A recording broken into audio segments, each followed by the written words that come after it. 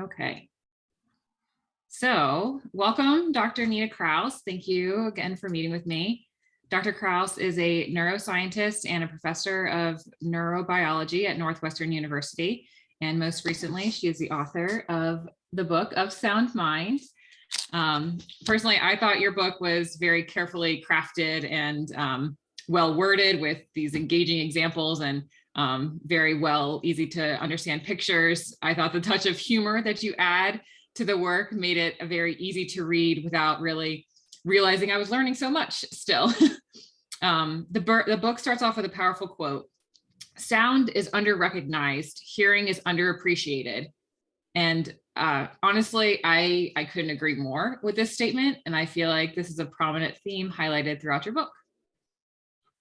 So to start, you describe your initial interest in sound coming from your mother being a pianist, learning music growing up, speaking both Italian and English in your house. So I want you maybe to tell us a little bit about your experiences with shaping your own auditory world with learning, 3 languages growing up, English, Italian, and the language of music.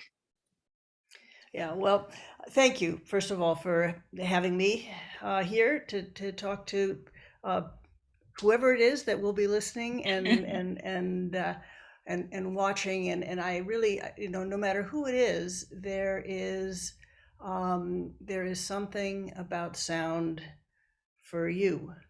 And I think if I could just stand back for a minute and first of all, I'd like to invite people to have a look at our website, which is BrainVolts.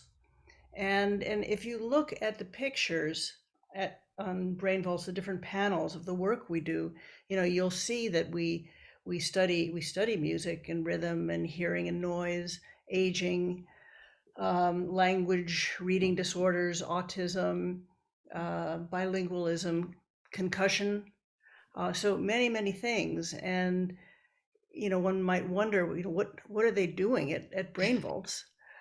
But really, it's all Everything. under the umbrella of sound and the brain. And I like to just bring people in to just think for a minute. All of these different topics, they're so different, and yet they are pervasive. They are very much a part of almost everyone's life. And sound is germane to each and every one of them, sound and the brain that makes sense of it. So yeah, and indeed, I was brought up by a musician mom, and there was a lot of singing in the house. And I think one of the languages that I learned to speak is harmony. So I learned to sing harmony with, and it's something that I don't know quite, kind of like you learn a native tongue. Um, I don't really think too much about what I'm doing. I just do it. And to me, it's emblematic of how sound connects us. So, a big theme in the book is sound connects us. And sound is very special because there is this reciprocity that happens. You and me right now, we're talking, and we don't have a script, Nope. and we have this communication with sound, and it's a back and forth. It's a reverberation. It's a tunedness. We have to be in tune with each other and respond. And this is really something that one does when you're singing harmony. You're listening to the other person, and then you are adjusting your motor movements to make sounds that approximate what you want to hear and how it blends with the other singer. And then they're doing the same thing, and it's just going back and forth and back and forth. And so it really is what Ian McGilchrist, who is a scholar and psychiatrist, one of my personal heroes, but he calls this land betweenness. And he talks a lot about betweenness and its importance in the world and making us human. But to me, my personal view of it is that sound is this very special form of connection and of creating this betweenness. Yeah. Well, I applaud you. Harmony is not something that I musically am good at, but obviously it takes a lifetime of learning and continuous learning. And your husband is a musician as well, so I'm sure he is right up there with you and being able to harmonize, maybe with musical instruments too. Yeah, well, I'm really fortunate that I've always been surrounded by music. Yes, my husband and my three kids all, play instruments, and but I think one of the things that's very important to keep in mind, and that I talk about a lot in the book, is with respect to music and just our engagements in with sound, you don't have to be. In fact, most of us are not professional. Just Mhm. engaging and playing and singing and making music. I play a couple of instruments, and I, don't play them especially well, but I play them with great joy. And it's really some of my best moments is when I Yeah. get to just, create these sounds, and sometimes get to just play with my family and friends. Yeah, you get lost in it. So while I was reading, I thought to myself that this information was just so digestible and that really any level of an educated person could really pick up this book and appreciate it. Who would you say is the intended audience for this book? And was this always your intention when you were conceptualizing even the book idea? Yeah, I'm so glad that you brought that up, Alicia, because the um, my intent in writing this book is for any uh, intellectually and spiritually curious person should be able to read this book. Should be easy to read this book. A curious high school student Yeah. should be able to easily read the book. So I wanted it in plain English. Um, I didn't want it to depend on, you have a pretty substantial knowledge about hearing and the brain, and I would hope that it would have as much for you as for someone who doesn't have that. One of the things that I really try to do is, just to speak very uh, in an unspecialized manner. But I'm a biologist, and so 20% of the book actually is references. So even though I'm speaking in this very informal way, what I'm saying is backed up by my best knowledge of the science and the literature in the world. So, I want people to know that I'm not just saying, You're having an educated conversation. yeah, yeah. And, I don't even expect for people to um, look at the references. I mean, somebody might, they're there. You did. Um, but so it's a resource, but I really expected for the most part that people wouldn't, but that it's there for me. It's there to keep me honest, and to because my job, I really felt like this is information that everybody needs to know. I really believe this, and it's something I've lived throughout my life with students at dinner parties, on airplanes, meeting strangers. People are interested in what we do at Brain Volts, and what sound brings to us in our world, and what we know about our our sound mind, and the Sure. biological processes.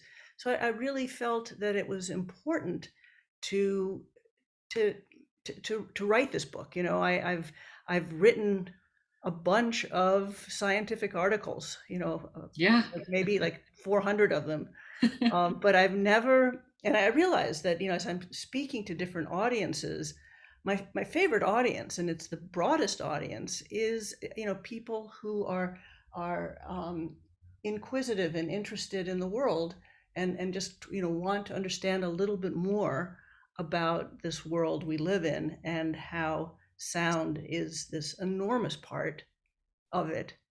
And then, there is this call to action as well, because I really think that there are things that we can do and we can be mindful of to, to make the best choices that we can for ourselves, for our families, educationally, clinically, in medicine, and they are informed by the literature, by biology, by what we know and understand.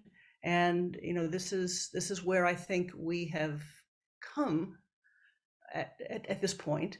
And I think that it's a matter of all of us. And I do this every day myself, as I think about the choices that I make, and um, how my life in sound, because I know that biologically it has such an effect on who I am. Yeah. So I really want to make the best choices for for my sonic self. Yeah. And so I do want to dive into kind of some of the content. There's a lot of content. It's a lot of great content, but I do want to dive into some of it. I think that one interesting topic nowadays is auditory training. And you discuss in your book that like neurons can change with experience, even in the aging brain, they're always changing. And this can improve your auditory skills in the moment and even change our own spatial maps. I remember an example you gave is you mentioned how owls have, a spatial map when they can detect where the mouse is in the field. But if you put special research glasses on that flip that spatial scene, they can retrain their own brain to find the mouse still, even though their spatial maps have been flipped.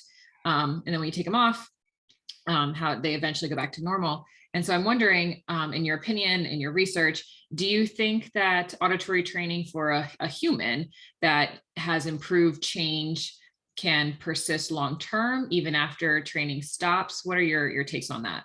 Yeah.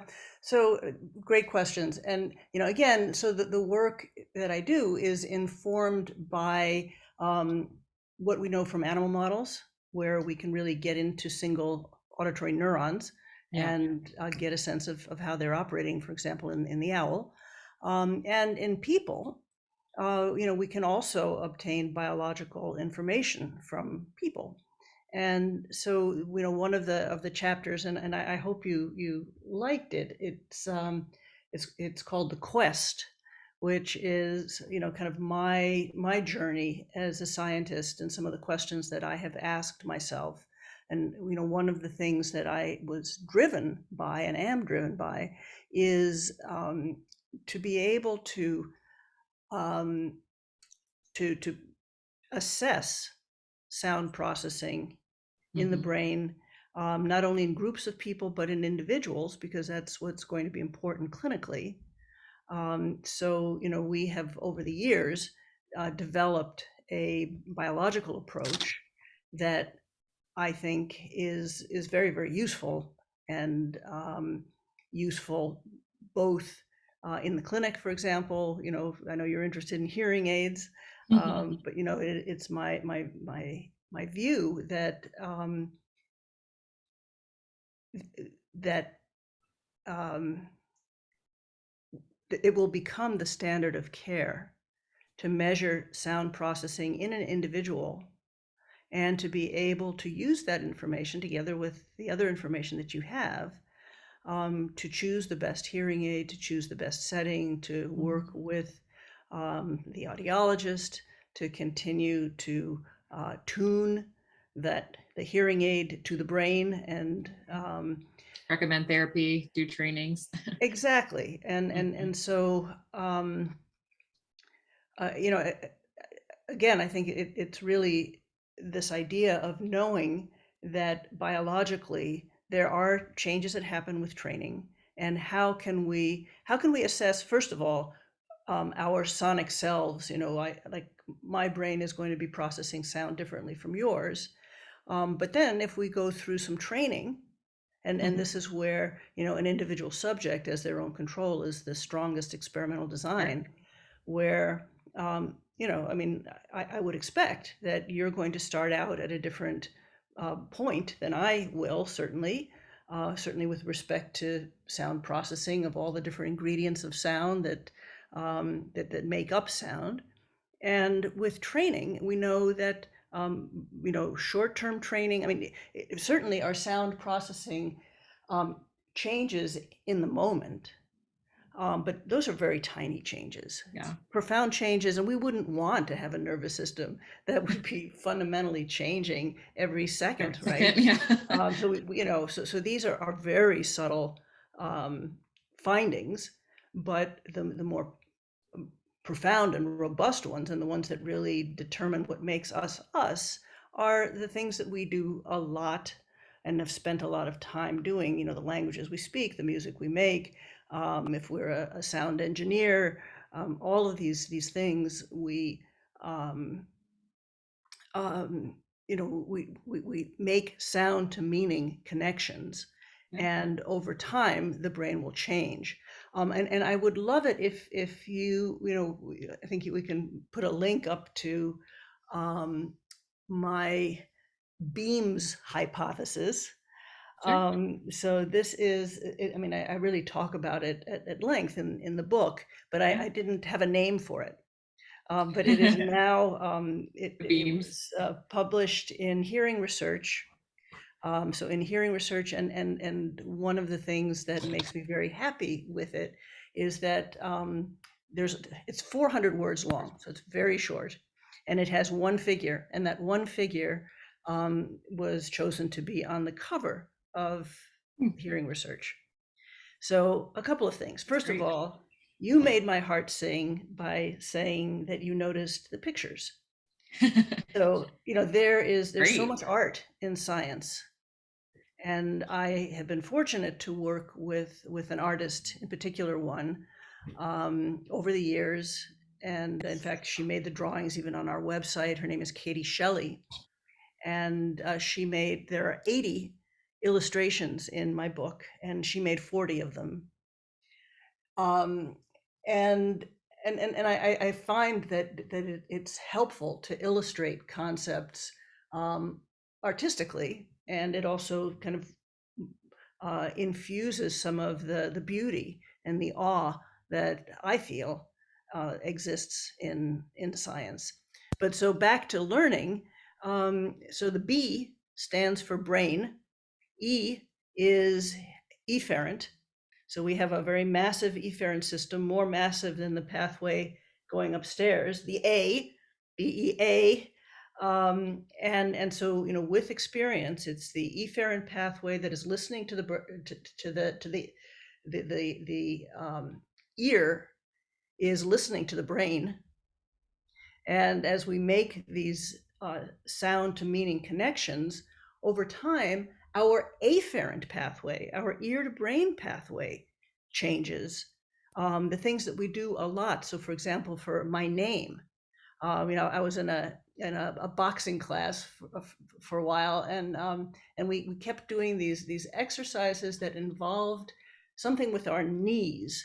And every time I heard knee, it was like, Yeah. hey, somebody's calling me. Yeah. Because and in fact we had we've measured brain responses to sound, to all kinds of speech stimuli in the lab, and many years ago we had a little girl, and her name was Dana, and we were measuring responses to ba, di, wa, pa, day. And day was one of the syllables in there, and it was just so funny to look at her brain responses, and day was like, whoa. You're calling me.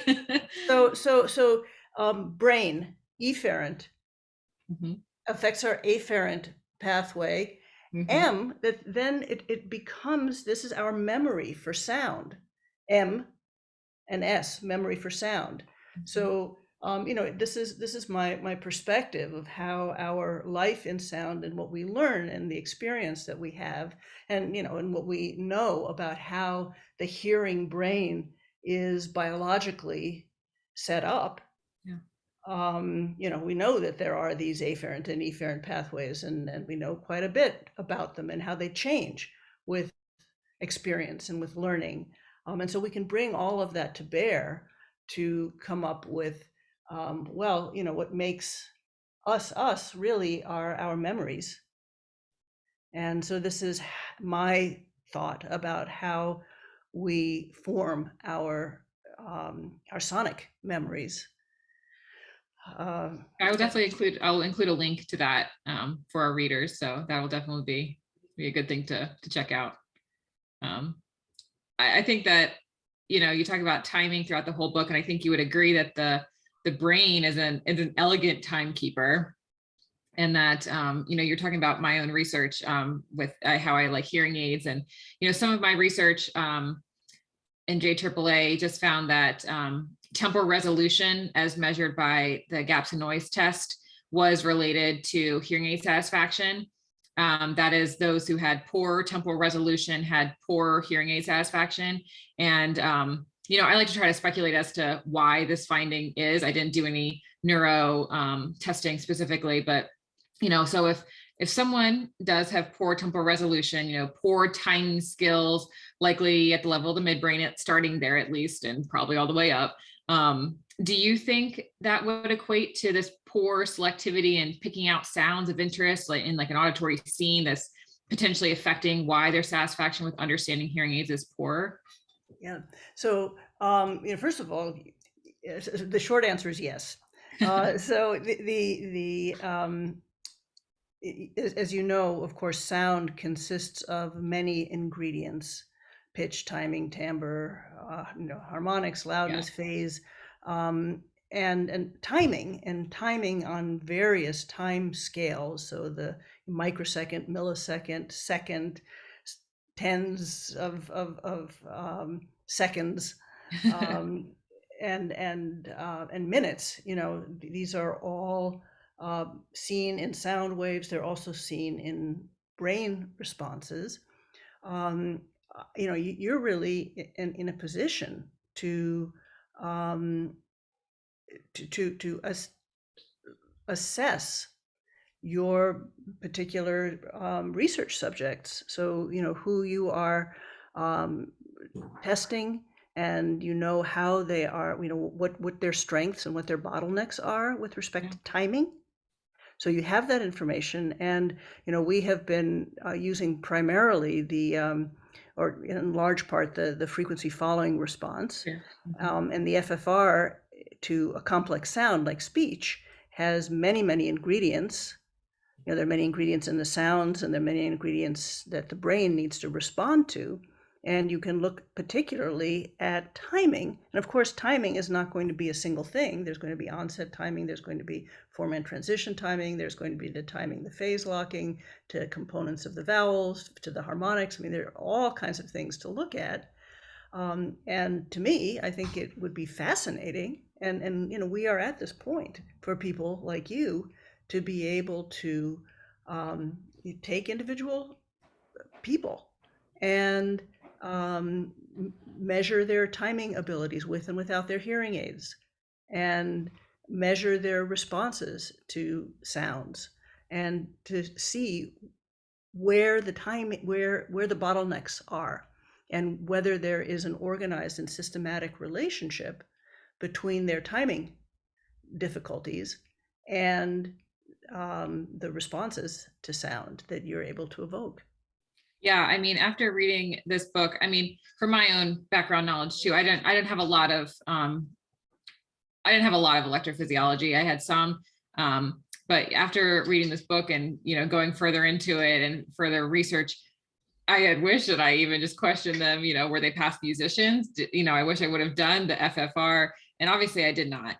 But it would have been an interesting factor for me to evaluate further. Yeah, yeah. But again, part of the reason for writing the book is to make people who work with individuals who are hearing aid candidates, to make both the person who is designing the hearing aid, fitting the hearing aid, and the person getting the hearing aid get into a, a dialogue about the different factors that are going to be involved in hearing aid success. Yeah. And so one aspect of your book that I found extremely meaningful to a broader audience is that there's more to auditory processing than just understanding speech and noise. One point that you made that really resonated with me is that, to me, I have a 6-month-old baby. So I related to how auditory processing includes processing the emotional sounds of a baby crying and knowing when to react and what the different types of cries actually mean. So could you discuss what you mean by there's more to auditory processing than just understanding speech and noise, and how it really impacts how we interpret the world around us? Yeah, no, absolutely. Um, so, and babies, we just can't believe how quickly babies can make sound to meaning connections, and how they learn which sounds in their language are legal and which sounds just really are not especially helpful to them. Yeah.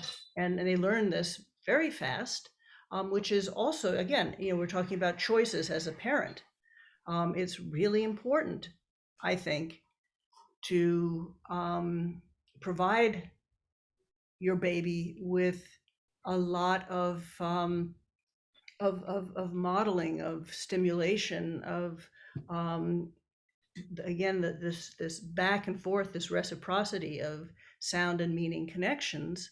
Mhm. One of the things that has been, I think, very troublesome is that people with babies often, and just in general, there's this use of white noise machines, which, if you think about a baby when he's sleeping in the night, and this is a brain, especially the developing brain, that is so primed to make sound to meaning connections. And if you now give them a meaningless sound, again, we know this from the biology and from the work that can be done with individual neurons in animal models. We know that our tonotopic maps and that our frequency tuning becomes blurred, or it does in developing animals, in animals that are exposed to moderate level meaningless sound. So that's really, really important to be thinking about.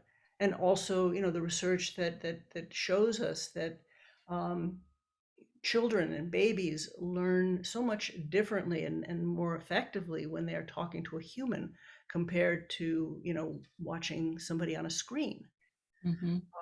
This is incredibly important, and to me, um, I see people, I think more than ever, since I'm home a good deal of the time, Sure. people walking with their children, and half the time they're not talking to their kids. They're talking to their phones, and that's, if you think about what is happening in, biologically in the developing brain, that I really go through in considerable detail in my book, it really matters what kind of linguistic stimulation a baby has. And we know that kids who grow up in poverty and kids who um, are likely to have less linguistic stimulation Mhm. have responses to sound that we can see biologically. Their FFRs just are not especially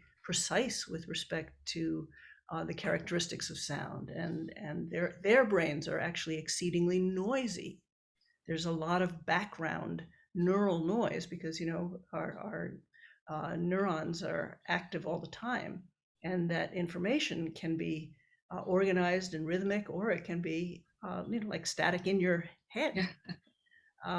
So all of these things, I think, are really important to keep in mind as we think about the environments that we create for our children, what happens educationally, Yeah. certainly learning another language, making music.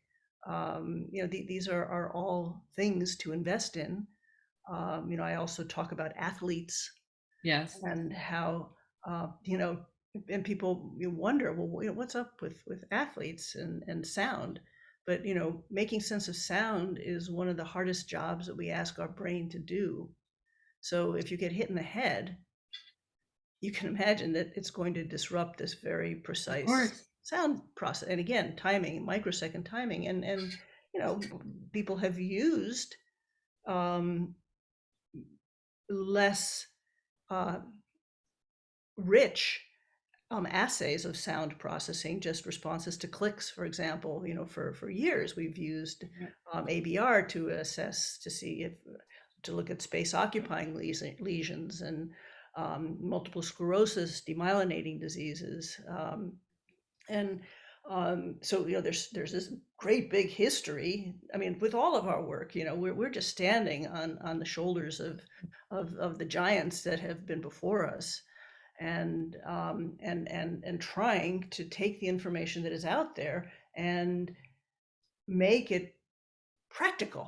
Yeah. So how can we now use this information? And we know now that athletes who get hit in the head and sustain a concussion, that their sound processing is in fact um, diminished. Mm-hmm. A of all, they are poor at hearing speech and noise.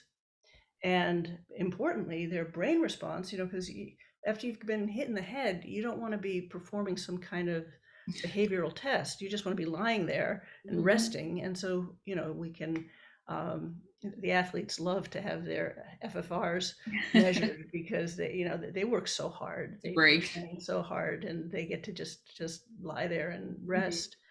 But we have an NIH funded project with all of our Northwestern Division I athletes. So Congratulations. we're testing all Very cool. 500 males and females across different sports, and we were able to really determine, and we need to be determining this over time and across sports and across sex. Mhm. Um, what are the strongest neural signatures of concussion? What are the time courses? And at the same time, we have this opportunity to look at really healthy people, really Yeah. healthy athletes. And again, we've been able to discover that neural noise that is in all of us, and that It's is really produced. excessive as we age, or if you've been linguistically deprived. The elite athlete, has an uncommonly quiet brain, Yeah. which then makes him or her more able to respond to all of the sensory stimulation around them. Sure. And then you were talking about how musicians have a more precise processing of sound ingredients. So does being a trained musician and an athlete make you the best of all around processing, the best of Oh, yeah. both? I mean, I think this is where we are in terms of making choices in our lives. I think being physically fit, and Yeah. and as we think about our society, we're and again, it's not about the professional musicians or the professional athletes. Every child should be strong and flexible. Every person should. I mean, we all sing. We are all rhythmic. We can all Could all benefit from thrive it. Hmm. from training in this common global language that we have. Yeah. And again, it connects us in ways that, um, I think in our world now, where people are increasingly alienated and depressed and isolated, um, and anxious, um, more than ever, we need sound to connect Mhm. us. Yeah, I would agree. And I want to jump back just real quickly to when we were talking about children. I remember that in one of the studies, you found that for the FFR, for the syllable DA, it could predict reading ability from 3 to 8 years old, which I found very cool. And now, those features are identified to future reading ability. How do you think we should implement change? I mean, I know that there's language therapy treatments that can be implemented at school age children, Yes. but Yeah. even before that. Yeah. age 3. Absolutely. Yeah. And I think it's important to know, if your child may have difficulty processing sound and it puts them at a, um, uh, it makes them more vulnerable to eventually having difficulty learning to read. I think it's really important to know that, so that you I would can agree. begin addressing the problem before he starts experiencing the frustration Hmm. of having difficulty. And one of my kids, who later became a Rhodes Scholar, um, had terrible trouble learning to read, and he couldn't understand why all the kindergartners. Well, you read about this in the book, Hmm. about how so many of the kids had no trouble with this thing called reading that was a complete mystery to him. Sure. And but I think that knowing this, and I don't like to prescribe a particular form of auditory training and stimulation. But again, throughout my book, there are many, many, many, many examples, Yeah. and so there are many ways to go. I mean, one is certainly, make sure that your child makes plenty of music. Maybe teach them another language. We've done work with assistive listening devices, where kids who wear these things are just, they learn what to pay attention to better. And so again, going back to the beams hypothesis, their brain gets shaped in a way that that is more advantageous Yeah. to their processing of sound. I don't know if it was intended that way, but you definitely, there's a persuasiveness to it that when you read it, you think, wow, the music in life, it needs to be sound enrichment, is what we all need to really thrive and be our best selves, I think. But You know, think about again, the forces that conspire against this.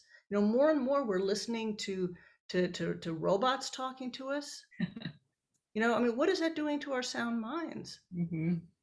There's so much nuance in a person's speech, and in the back and forth, that that we're losing.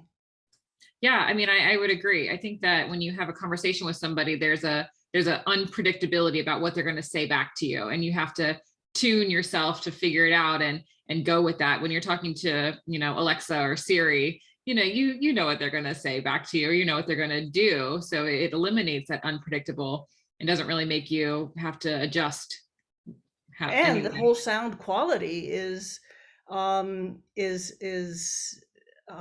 different. Sure. Oh, Yeah. what a human can produce compared to what a machine can produce, even through devices. No, yeah, I agree.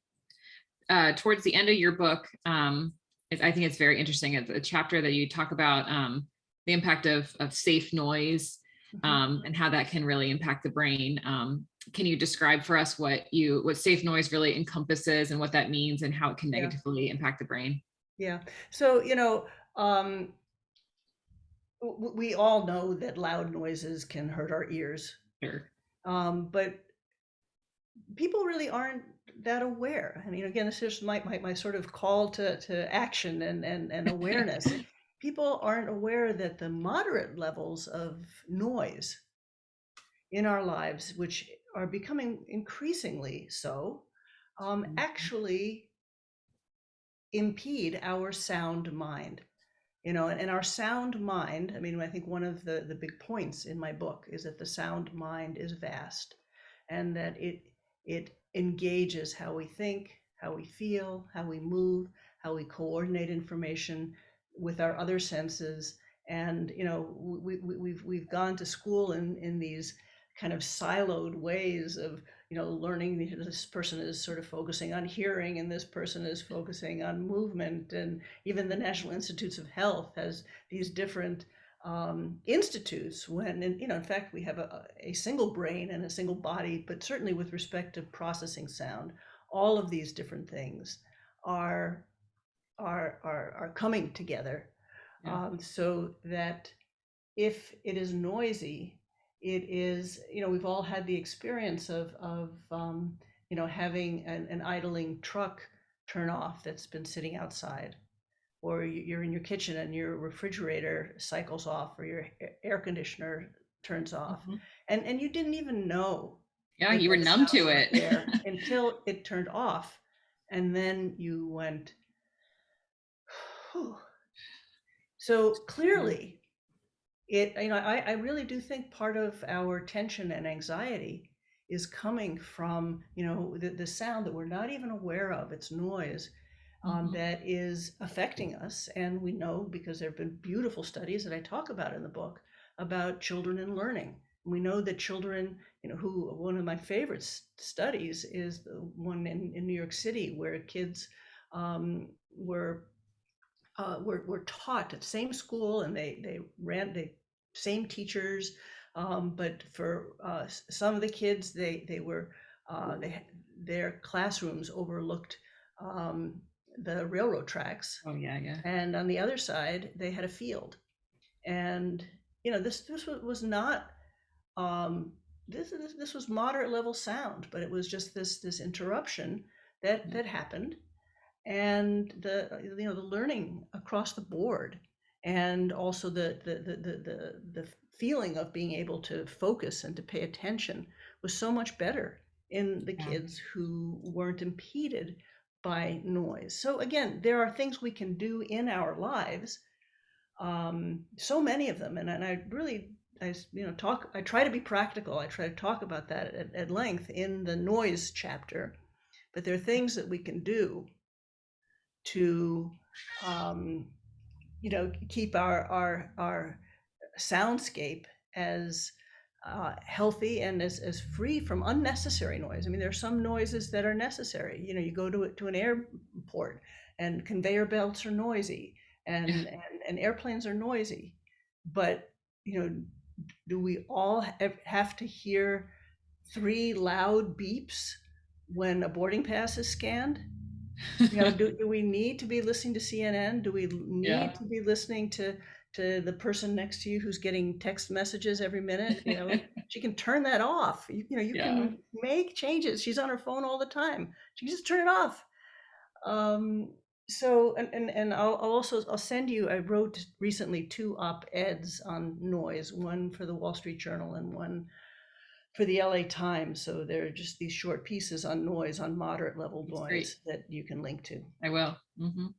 I mean, just by reading this, by looking into it further for myself, I feel like noise pollution, from safe, or I mean, even harmful noise, that we hear in our daily lives, I just feel like it really contributes so much. And that I mean, it's even probably impacting the way we process auditory information, and maybe even contributes to the auditory deficits that we see as we age.